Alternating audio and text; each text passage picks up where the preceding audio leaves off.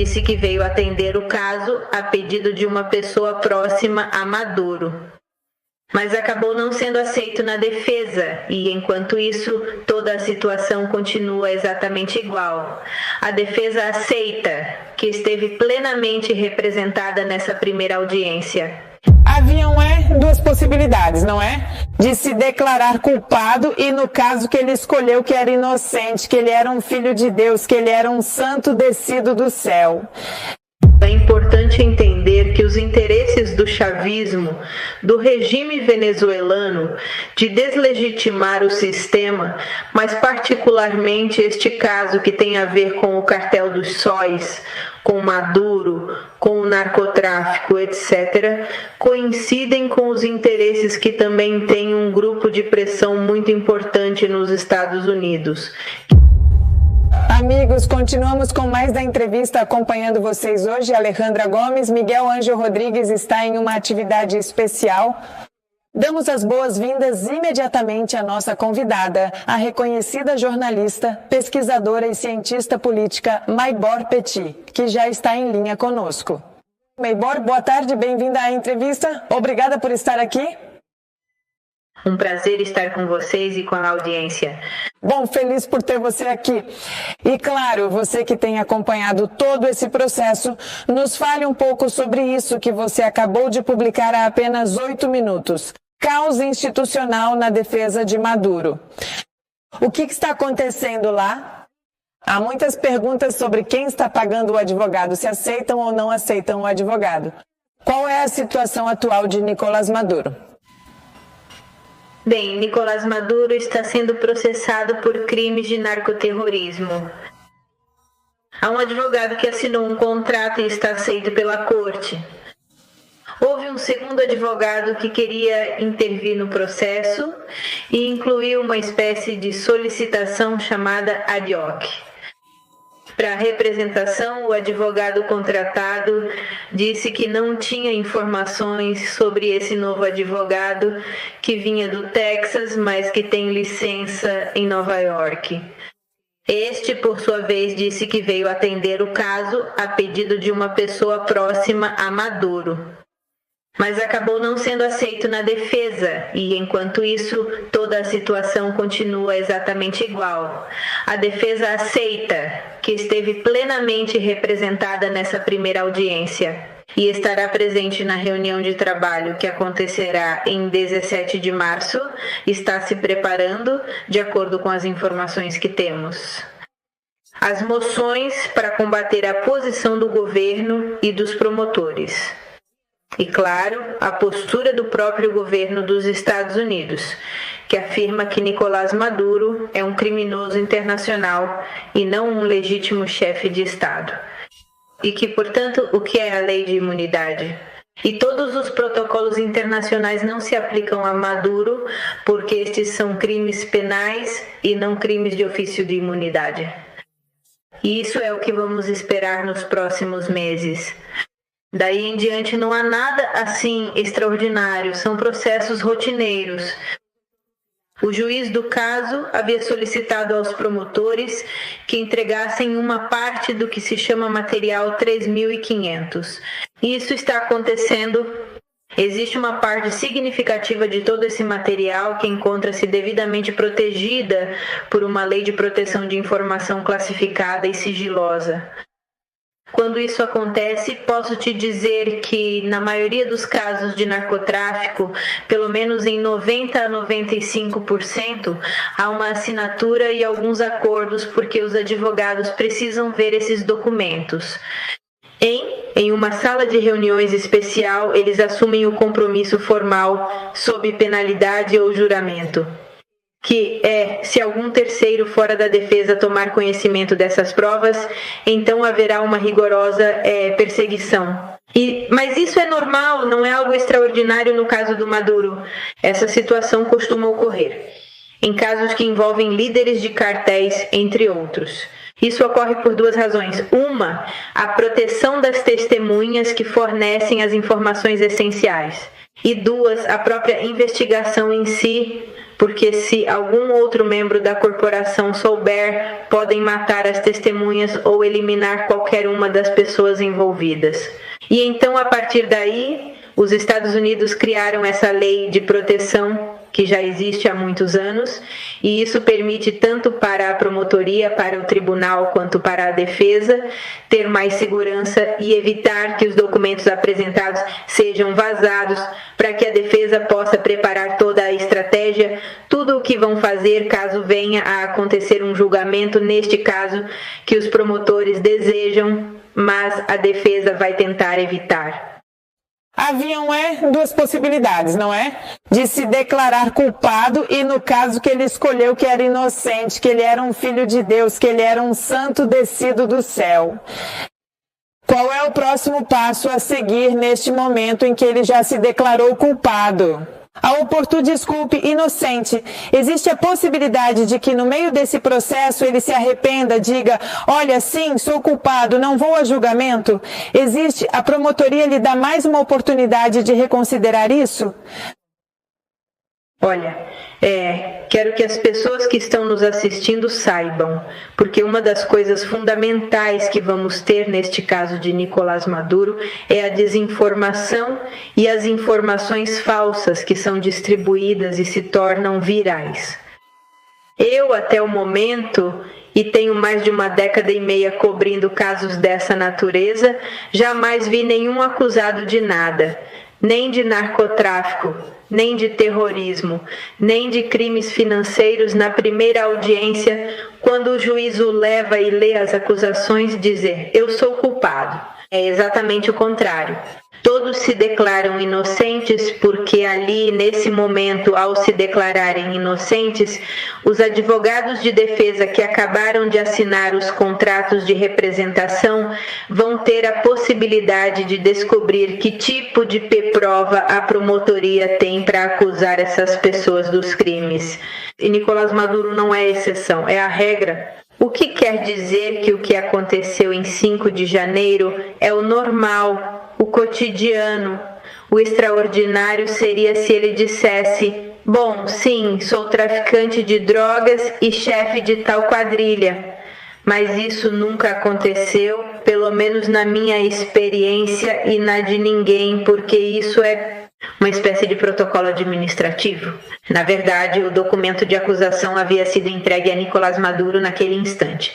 E ele, quando o juiz perguntou, o senhor quer que leiamos em tribunal ou não? Ele disse, não, eu prefiro ler porque faz 5 minutos que me entregaram. E era assim porque esse documento não havia sido apresentado nos dias anteriores. Ou seja, o selo foi retirado, como dizem no sistema, poucos dias antes dessa apresentação e, portanto, diante de todos os protocolos que estavam sendo seguidos, ele obviamente não podia se dedicar a ler isso, porque também não estava aqui. Ele estava em uma viagem de Caracas para Nova York. Com isso, é um trâmite protocolar, mas diante da necessidade de vender informações sensacionalistas sobre esse caso e da ignorância que existe sobre como funciona o sistema jurídico, começam a circular informações que obviamente são tendenciosas ou falsas. Minha recomendação é acompanhar o que está acontecendo diretamente pela fonte oficial e não acreditar em tantas bobagens que temos visto por aí. E neste caso, você como fonte direta, com mais de uma década de experiência, existe possibilidade, chegou-se até a comentar, de penas de morte? Bem, também não, isso é falso. Infelizmente, o distrito não tem essa capacidade. O presidente dos Estados Unidos havia feito uma solicitação específica durante a sua campanha eleitoral, mas isso não chegou a se concretizar durante o seu governo, de que os narcotraficantes poderiam ser candidatos à pena de morte. Isso não avançou do ponto de vista jurídico e constitucional. Aqui não há uma ditadura como muita gente pensa, Ou seja, que o presidente diga algo e que o sistema de justiça vá operar imediatamente para agradá-lo. Aqui até hoje, não sei se amanhã isso vai mudar, está estabelecido. A regra é que há divisão de poderes. Ou seja, que os tribunais eventualmente são independentes do poder executivo. Isso foi dito pelo presidente durante a campanha. E como há tantos casos e o sistema de justiça está tão colapsado, eu não vi que tenha havido alguma proposta que também precisa vir acompanhada de algum posicionamento do Congresso para que isso aconteça. Portanto, caímos na mesma resposta que te dei anteriormente. É falso, é tendencioso, é sensacionalista e busca, antes de tudo, desinformar, criar uma espécie de confusão generalizada e também o enriquecimento de alguns mercenários da comunicação que buscam, com desinformação, obter mais cliques, mais curtidas ou mais inscritos. Isso é um tema que deve ser visto pelo que realmente é. É um caso de crime organizado transnacional que está nas mãos de um juiz com ampla experiência e que os promotores, para poder acusar Maduro, Diosdado Cabello e companhia, Cília Flores, etc., foi preciso apresentar as evidências a um grande júri para que este determinasse se os promotores poderiam ou não agir contra essas figuras que, pela posição que ocupavam anteriormente, são midiáticas. A partir desse exato momento, o resto é pura distorção. E acredito que há uma tendência extremamente acentuada em produzir isso, porque é fundamental e necessário recordar que a Venezuela não é uma ilha única e exclusiva, mas faz parte de um nó de crime organizado transnacional, onde potências muito importantes estão participando ativamente de todo esse complexo processo. E nesse sentido é importante entender que os interesses do chavismo, do regime venezuelano, de deslegitimar o sistema, mas particularmente este caso que tem a ver com o cartel dos sóis, com Maduro, com o narcotráfico, etc., coincidem com os interesses que também tem um grupo de pressão muito importante nos Estados Unidos, que são alguns membros do Partido Democrata, ou a oposição ao presidente dos Estados Unidos, que tem muitos inimigos. E eles, neste momento, estão coincidindo com os próprios interesses do chavismo. Ou seja, há uma espécie de mimetização dos interesses de um e de outro, embora cada um busque um objetivo diferente. O do chavismo, com todos os seus aliados, é deslegitimar o sistema de justiça, que é a coluna vertebral do sistema ocidental, digamos assim. E os outros querem tirar Trump do poder e conquistar eles mesmos a presidência.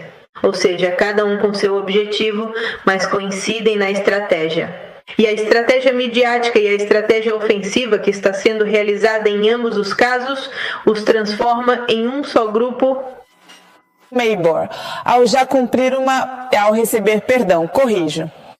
receber uma sentença por esse delito, não é?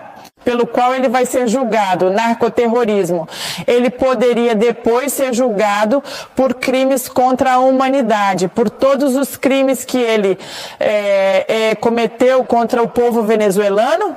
Ou seja, se ele está detido por uma coisa, depois pode ser julgado por crimes contra a humanidade, Maybor. Bem, aqui no Distrito Sul de Nova York, não. Por quê? Porque essas não são as acusações pelas quais ele está sendo julgado. São acusações específicas, e são 4, que têm a ver com conspiração para introduzir cocaína nos Estados Unidos.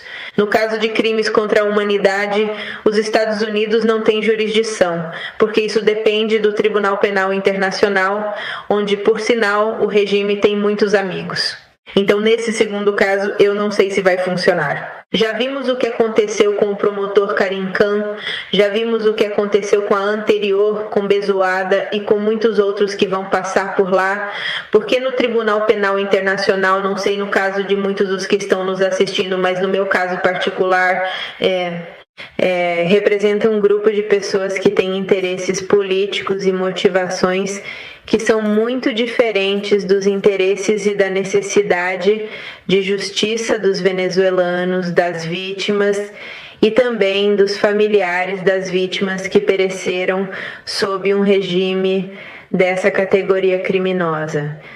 Podemos comparar isso com outros regimes a nível internacional, mas até o momento eu te digo que o que existe aqui, juridicamente falando, são casos relacionados ao narcotráfico e terrorismo, e uma possibilidade incipiente de que possa haver um caso na Flórida. Mas, teriam que avaliar muitas das evidências que foram apontadas pelo governador Ron DeSantis, e isso estaria eventualmente relacionado com os membros do Trem de Aragua que têm cometido crimes no estado da Flórida. Mas isso não seria uma acusação federal, e sim estadual. Ele disse que vai conversar com o promotor, mas isso leva tempo, então não sei. Ele está prevendo que possa haver algum benefício no futuro para Maduro. E antes que possam eventualmente tirá-lo, eles poderiam apresentar uma nova acusação contra ele. Mas isso requer tempo e evidências para comprovar. Me parece excelente. Ou seja, há cartas na manga. Senhores, nos despedimos e agradecemos enormemente a renomada jornalista, investigadora e politóloga. Ela é Maybor Petit. Obrigada por esses minutos, Maybor. Prazer estar aqui. Até mais. Feliz fim de semana. Igualmente para você, amigos. Nós vamos para um intervalo e já voltamos com